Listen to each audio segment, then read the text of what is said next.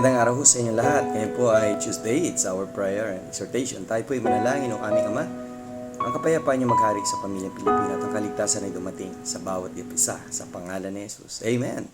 Well, let's go to 1 Thessalonians chapter 2 and verse 18. Wherefore, we would have come unto you, even I, Paul, once and again, but Satan hindered me. Sabi nga ni Apostle Paul, talagang may mga hadlang sa kanyang paglilingkod sa Diyos. At ang mga hadlang na yan ay hindi niya binigyan ng pansin, kundi siya ay nagpatuloy sa pagbabahagi ng mga aral mula sa salita ng Diyos. Sa buhay natin, may mga desire tayo, may mga gusto tayo na gawin para sa gawain ng Diyos. But maraming nagiging hindrances. But still, sabi nga ni Apostle Paul, hindi pwede.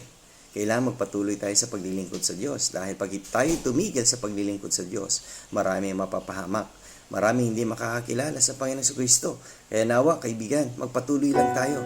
Anumang challenges, hindrances na dumarating sa buhay natin. Okay? See you again tomorrow sa ating Strong Family Prayer and Exhortation.